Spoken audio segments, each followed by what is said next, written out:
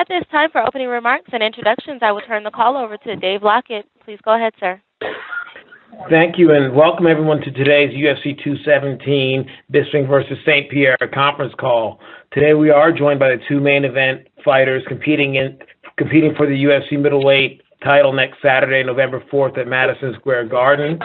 Joining us today are UFC middleweight champion Michael Bisping and former UFC welterweight champion Georges St-Pierre, who will make his return to the Octagon for the first time in 4 years. Welcome, gentlemen, and now let's turn things over to the call center to open up for questions. Thank you. Our first question comes from Jeffrey Harris with 411 Mania MMA. Your line is open. Good afternoon, everyone. Thank you for joining us for this call. This is a historic fight card coming up, and I really appreciate your time. First question is for George. Does it bother you that throughout this media tour, Michael Bisping has made numerous accusations about PEDs and USADA, considering before you left the UFC, you were an outspoken proponent of bringing in a more enhanced drug testing program, and it was a source of conflict between you and the UFC at the time? No, it doesn't. I don't even think he believes it himself. So it's no problem. Is that true, Michael? Do you even truly believe these accusations you voiced recently during the media tour? Well, it's all a game of he said, she said, so I'm hearing things from certain people who shall remain nameless, but I've heard a couple of things from back in the day. Now, we're not talking about recent things right now. I think it's going to be a level playing field. USADA are testing people. I'm assuming they're testing George. They've certainly been testing me. So he's going to be clean. But I think back in the day, there were some sneaky supplements going on, but that's only from third-party sources. Anyway, it doesn't matter. He's a clean athlete. He's the former welterweight champion. I'm the middleweight champion. We're both clean. I'm going to whoop his ass. That's about it.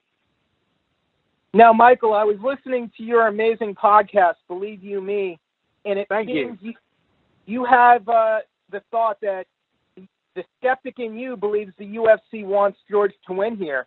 Do you really think that's the case? And does that really bother you, considering you were the one campaigning for this fight, and this is the fight you've been wanting for quite some time? Yeah, well, if you're a regular listener to the podcast, you'll know that, it's not the most serious media outlet out there. We discuss balls, and I was, kind of saying that a little tongue-in-cheek, but listen, at the end of the day, if I'm the UFC, I'm fine, because George is a welterweight. He could probably go down, meet Conor at a catchweight, and that would be a massive fight. I could never fight Conor. Conor's about the size of my leg, so I could never fight him. But business-wise, I guess George could make more money because he could retire on for welterweight, then he could fight Conor maybe at lightweight. Who knows? So that was that. But realistically, the UFC have always been impartial, you know what I mean?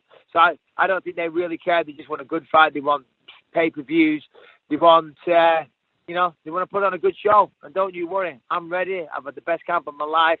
And I'm going to take it to Elizabeth. And last question for Michael. George has voiced that he thinks you're terrified of his grappling and wrestling game. And it's really been a great equalizer throughout his career. And on your show, you also said you respect his wrestling game and you're not terrified of it at all. So I'm just curious, how do you prepare for the wrestling of Georges St-Pierre? I mean, for George to use the word terrifying about himself is the most laughable thing I've ever heard. George is a very technical guy, but there's nothing terrifying about him in the slightest. There's nothing remotely scary about him whatsoever. Now, do I respect his wrestling credentials? Of course I do. That's why I brought in way better wrestlers. These guys were throwing me around like a bloody, they were tossing me on my head left, right, and center. But guess what? They're not tossing me on my head anymore. So if George can get it done, God bless him. If George can beat me, raise his hand and say, well done. I've got no injuries. I've had the best time of my life. I'm in the best shape of my life. I'm knocking out sparring partners every single sparring session. Now, of course, that sounds like tough talk, but it really is true. I'm knocking people out. I'm a knockout artist now with punches, kicks, you name it. People are dropping like flies. and Georges St-Pierre will be the next one to get dropped. Thank you, gentlemen. Once again, to ask a question, please press star 1 at this time. Our next question comes from Damon Martin with Flow Combat. Your line is open. Hey, guys. First question for the champ, Michael Bisping. Mike, you mentioned, you're not really thinking the UFC's playing favorites in this thing, but this is obviously a big moment for you. You wanted this fight, and this is a big moment for you, but it seems like a lot of the promotion has been centered around GSP. They created a website for him, GSPreturns.com, some of the posters, things like that. I mean, does any of that bother you, considering you are the incumbent champion? You are the guy, defending his belt on this card. No, it doesn't bother me in the slightest. See, here's the thing, Damon. They need to do a website, GSPreturns.com, because he's been hiding in the shadows trying to grow a pair to fucking step back into the Octagon and fight. I've been out here taking on the best of the best in the world, juiced up or not juiced up, the whole time. I've gone fucking nowhere. So they need to tell everyone. They need to tell all the Mounties up in Canada that George is back. They've got to tell all the bloody poutine eaters in Montreal that George is back. They've got to let the world know. Me, same day, same place. Catch me in the Octagon. For you, Mike, in the lead up to the fight, George has talked a lot about, being aggressive, going for the finish. And it seemed like a lot of that style that he had before, kind of changed after the loss to Matt Serra, where he did kind of go to more of a wrestling-heavy style in his attacks with his fights. Do you believe him when he says he's actually going to come out there and, gun for the finish in this fight? No, I'll guarantee you, I see more aggression out of my wife when it's Christmas shopping than what we'll see out of George in Madison Square Garden. He's going to fight the same way he always fights. Listen, he's saying he's reinvented the wheel and he's going to do something different. But here's the fact, and George knows this. When you're under pressure, you fight the way you fight. You go back to your comfort zone. You go back to the things you like to do. And he's going to look to take me down. And that's granted. That's within the skill set. That's within the rules. It is mixed martial arts. It's not a boxing contest. It's not kickboxing. So God bless him. Try it. Good luck. And I'll be ready, but he fights the way he fights, and most of the people that he's beaten are all lightweights or featherweights. All right, there's a couple of solid welterweights on there like Carlos Condit and people like that, but he hasn't fought anyone with my size, anyone with my well-roundedness, like Jake Shields, straight-up grappler. Some people just Carlos Condit, straight-up striker. Nick Diaz, he's got no wrestling whatsoever, so he couldn't stop the takedowns. I can stop the takedowns. To say I'm terrified is laughable. It's hilarious. I didn't know George was such a comedian. So, yeah, we're going to see George wrestle. We all know it. And in the lead up to the fight, Mike, I mean, you're no stranger to a little bit of trash talk. You like to get in under your opponent's skin, so to speak. You've had those moments with George. We saw that after the press conference. You kind of had a little bit of a backstage altercation. But you're good at reading people. Do you truly believe that you've just gotten under his skin? That may play a factor in this fight? I've definitely got under his skin. Listen, here's the fact of the matter, right? I like George. George is a great guy. George is a fantastic ambassador for mixed martial arts. I've got nothing negative to say about him other than the fact we're going to fight, right? So he's going to try and knock me out or choke me out or whatever it may be in front of the world. So right now, he's my enemy, all right? Once this is done, I like George. I respect him, but all's fair in love and war. So, he's going to try and beat me up. So fuck it. I'm starting on him now. I'm starting the verbal onslaught. I'm starting the attack.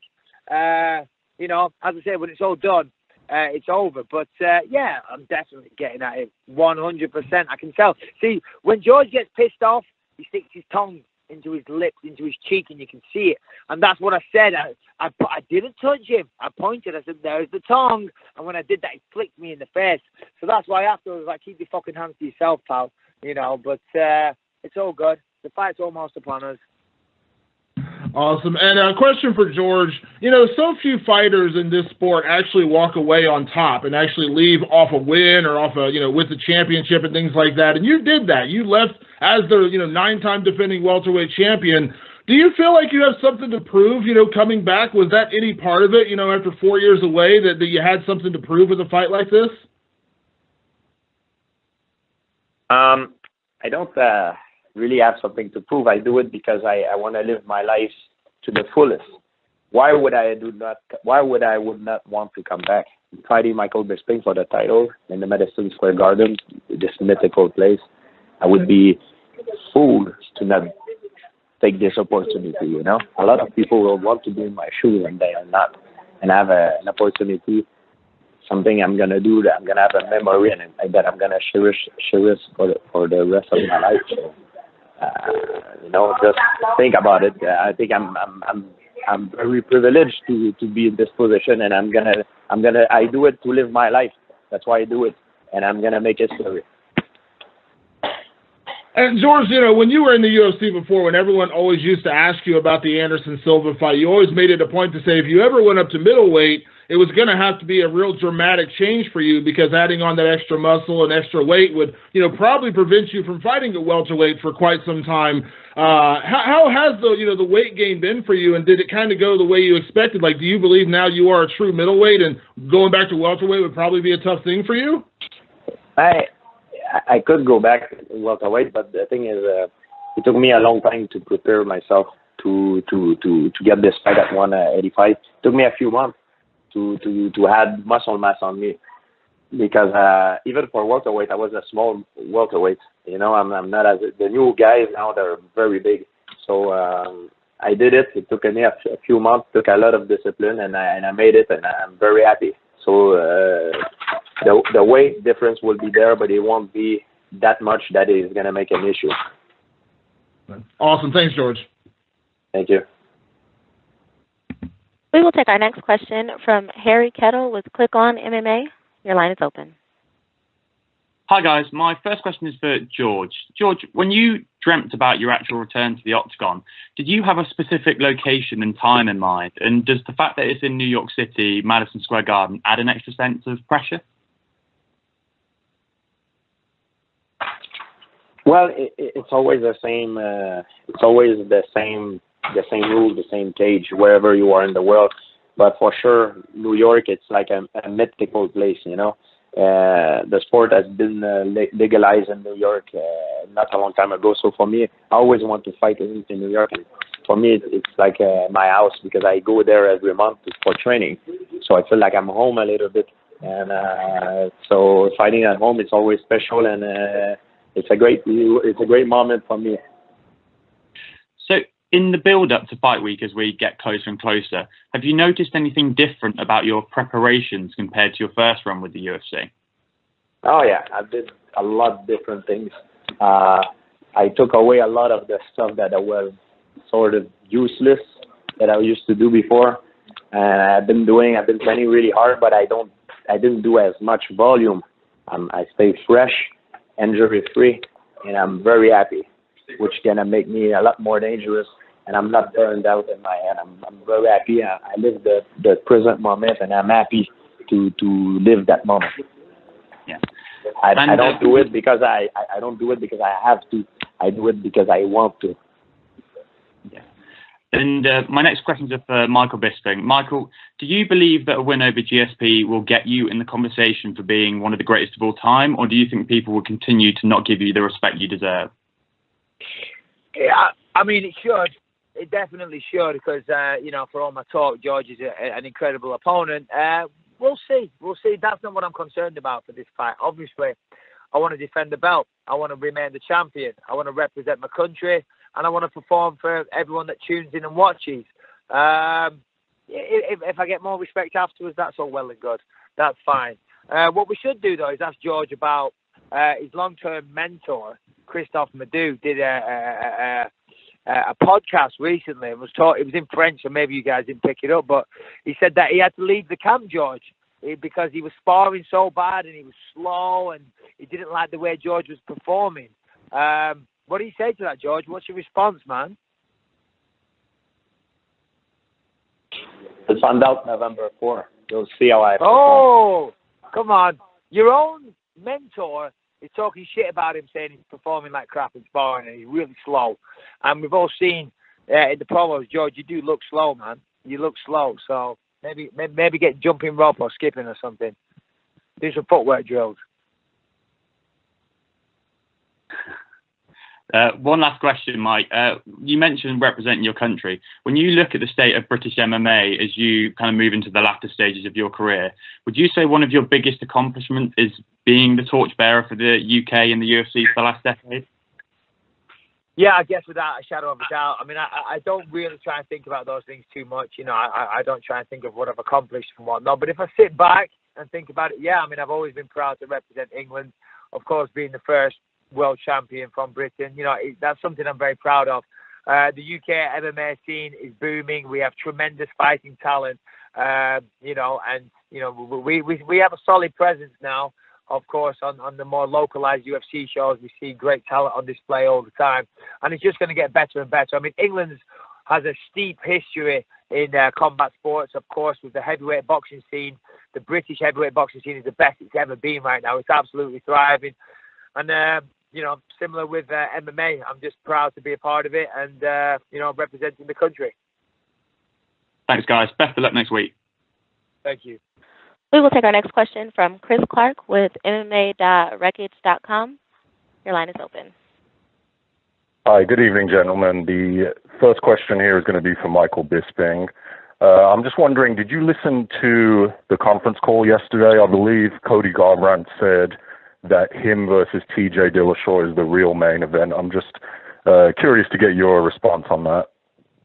Yeah, listen, I've never paid to watch somebody that's the size of my leg in my life. And, you know, Cody needs to spend less time plucking his eyebrows and more time living in the real world, because it ain't the main event.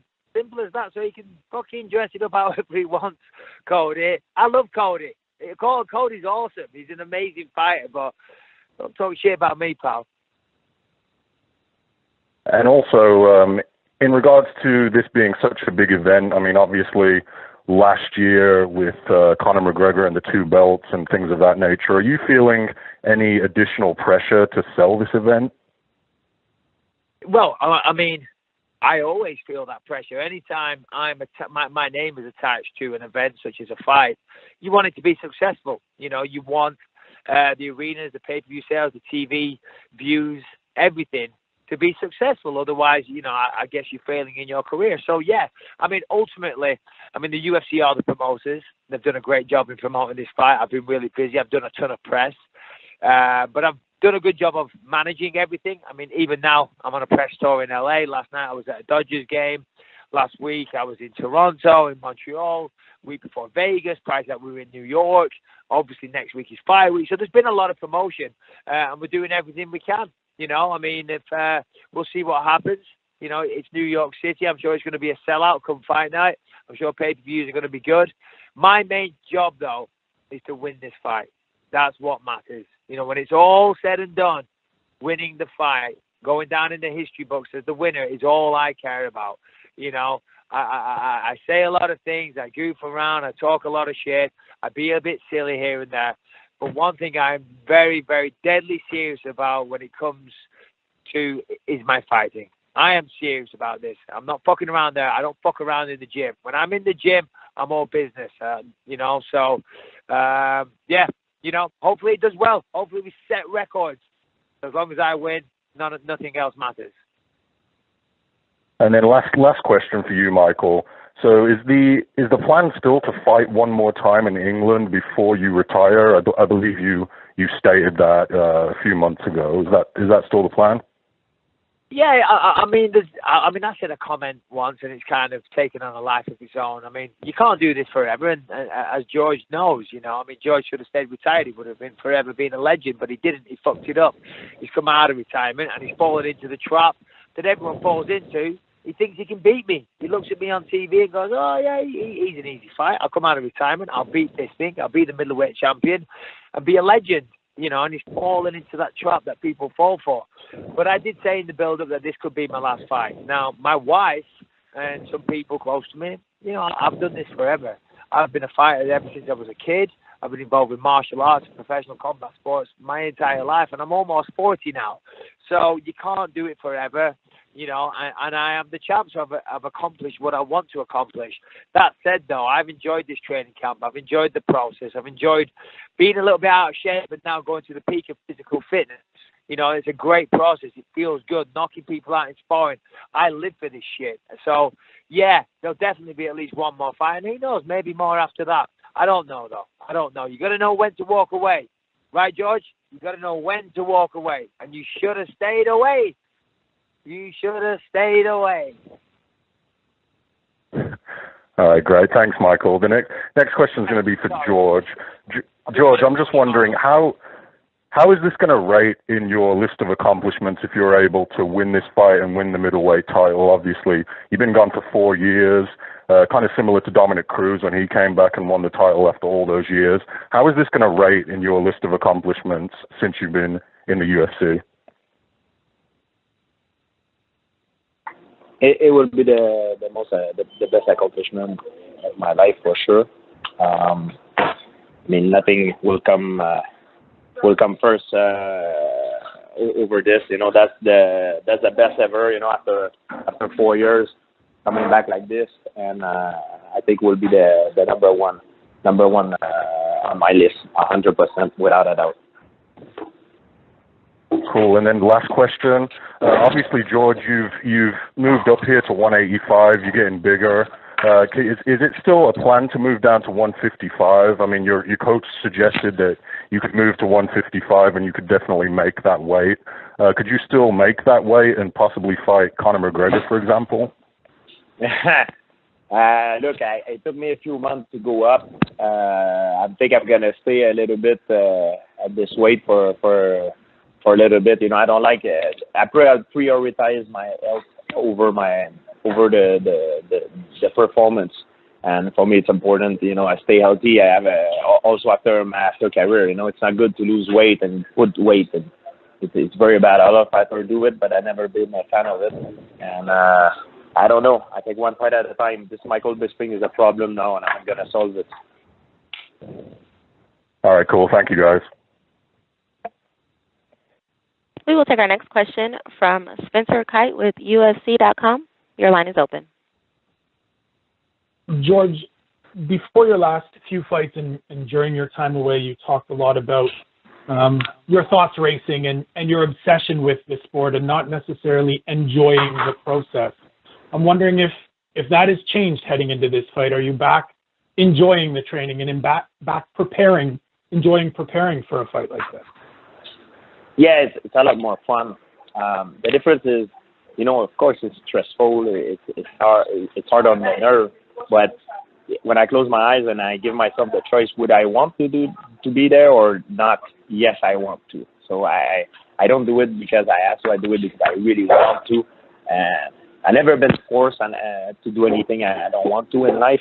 But I felt like I had like pressure from outside, and I was stuck into a pattern.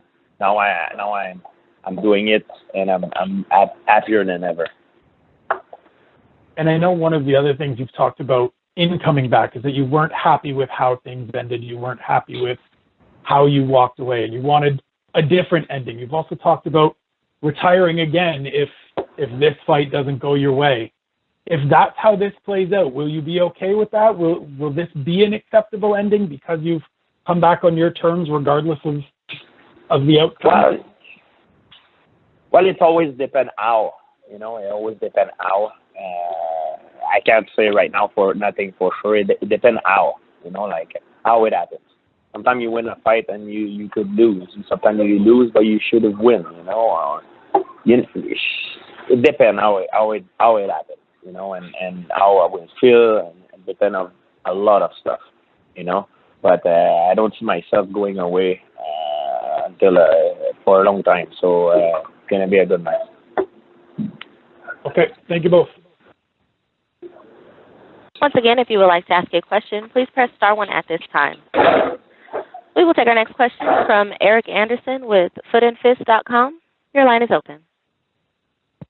All right. My first question is for Bisping. Freddie Roach has suggested that GSP has been starting slow in the first round. Do you agree with that as a general? And are you looking to put it on GSP early? I mean, honestly, I haven't watched that much tape of George, and whether he starts fast, starts slow, it doesn't matter. I'm going to fight the way I fight. And, you know, I finish a lot of my fights, and I'm going to look to finish this one. And, you know, you don't get any prize, you know, any extra money for overtime. So as quick as I can get him out of there, the better, you know. So, yeah, as soon as that referee says fight, Big John, Mark Goddard, Herb Dean, whoever it is, when he says fight, I'm going at the son of a bitch, believe you me. Now, there was a report of an altercation at a 24-hour fitness and a suit being put against you. Is this accurate? There we go. If so, is it going to distract you from focusing on the fight? No, it is completely inaccurate or inaccurate. It is not factual. You know, so, I mean, of course, he's filed papers. I haven't actually received any notification. I haven't been served or anything, but I've heard about this. But, yeah, no distraction here, mate. Honestly, it's I'm not losing any sleep over it whatsoever. All right. This question is for GSP. Bisping suggested that your game plan is predicated on working your takedowns. If you are unable to take Bisping down early, do you feel you can win a kickboxing match with him? I'm going to win a kickboxing match with him, and I'm going to put him down when I want to put him down, whenever I want to put him down. And it's going to happen. There we go. Say it. There we go. There's the talk. There's it. There it is, George. Yes. George, I hear you super slow, man. Hey, remember, I live in Orange County. You came down to Orange County and did some karate training recently and got your ass served, and everyone talked about how slow you were, right? That sounds familiar? Yeah, you were slow, buddy. I got my little thighs, George. Yeah. I got my little thighs. You ain't shit, pal. When you can't take me down, you're fucked. So, yeah. My last question, George, you definitely have gained some mass. Do you feel that is going to hurt your cardio, and do you feel that it's going to make you slower? I'm actually, I feel more powerful than ever at this match. I feel like more muscle and I'm leaner. I eat way more healthy than before, and it makes a big difference, you know. I never eat like this before. I never had a program. I was always eating whatever I want.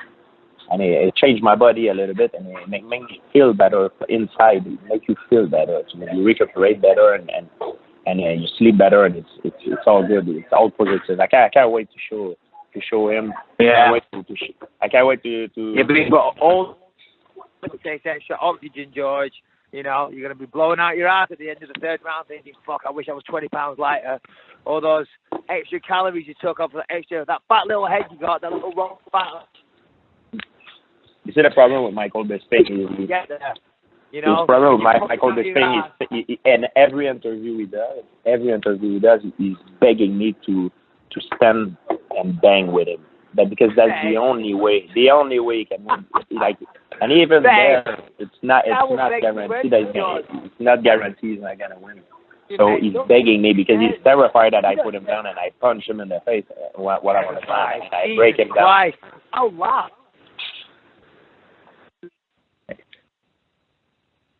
Thank you so much. You're here, but something scary about it. There are no additional questions. I'll turn the call back to Dave Lockett for closing remarks. Gonna take it down. He's gonna.